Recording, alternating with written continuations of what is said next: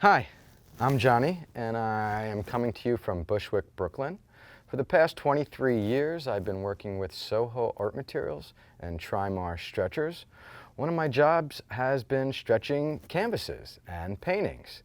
So in this video, I'm here to show you the simplest and easiest way for you to stretch your canvases without having any issues or problems once they're done.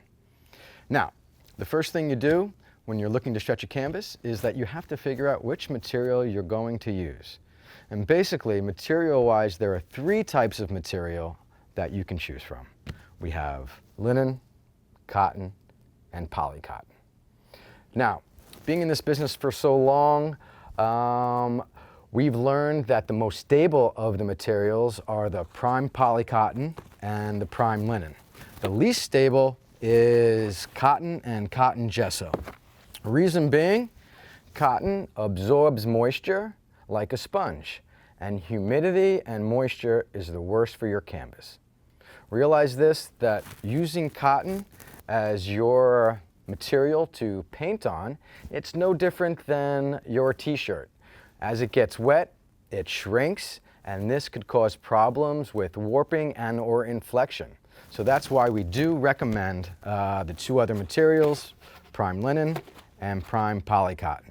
But if you stretch your cotton gesso properly, you will not have to worry about that. And I'm here to show you how to do that because cotton gesso is very economical and a lot of people use it.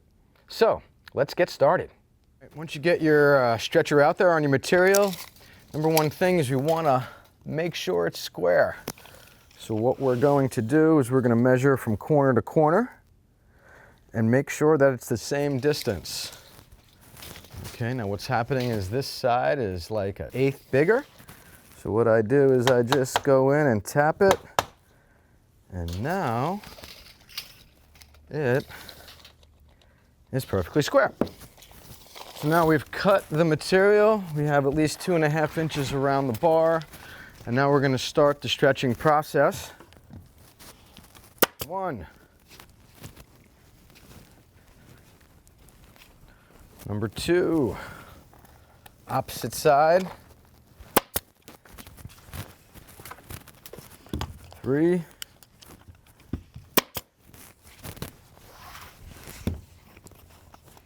And 4.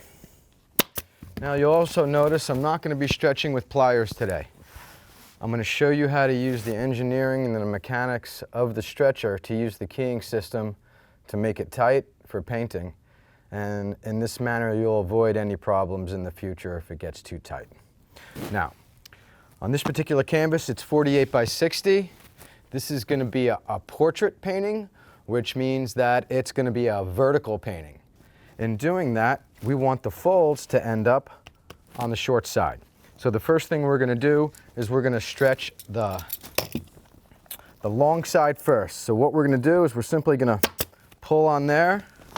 We're going to come over here, we're going to take this, we're just going to pull that like that. And the point of this is we're simply pulling on this to avoid ripples down this area here. We're not pulling it to make it super tight. We're not pulling it to make it great. We're just pulling it to avoid any ripples on the side.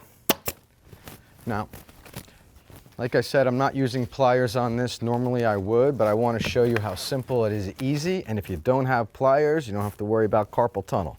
So all I'm doing is, look how fast I'm just pulling it with my hands because I want this area here to be tight.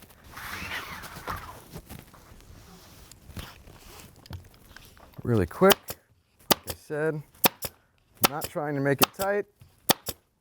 Using my fingers to make it tight, I'll only hurt my fingers.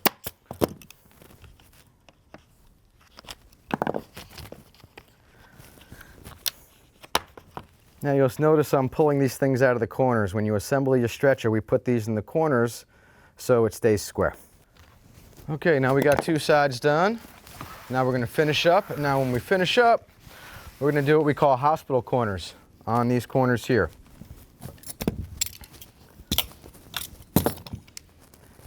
We're just going to come right through. Now for a hospital corner, we want the fold to be over here. What we do is we place our thumb where we want the fold to be. And then we just fold right over. And this is what we call a hospital corner.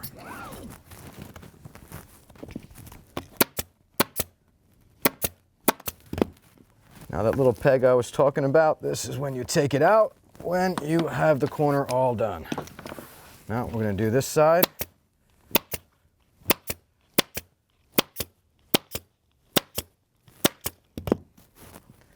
Pulling this tab out, thumb goes in to where I want the fold to be, a 45 right there, folding over.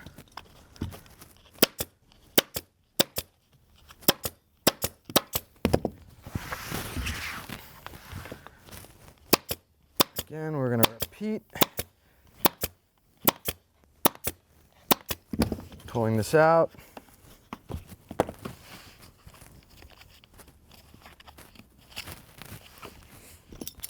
I'm not going to use that, just to show you.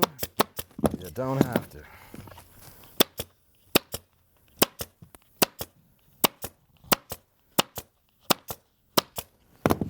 Once again, corner, pull out the tab. Take these tabs, you keep these for your next canvas.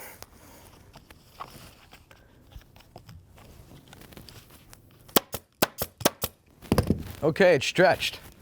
Now is it tight? That's the question. It's not super tight, but that doesn't matter. If this were a painting, you can put it on the wall right now, it would look beautiful.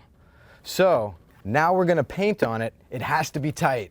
Let me show you how we do it.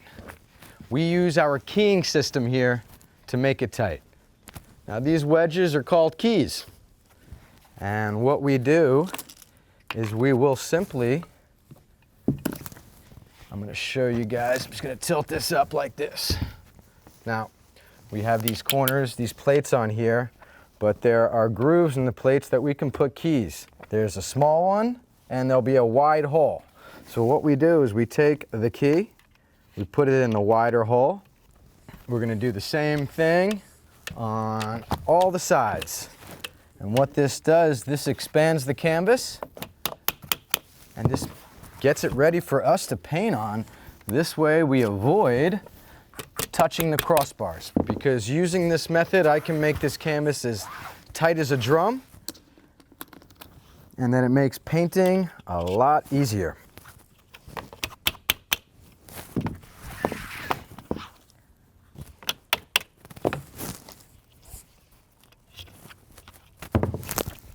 And tight as a drum.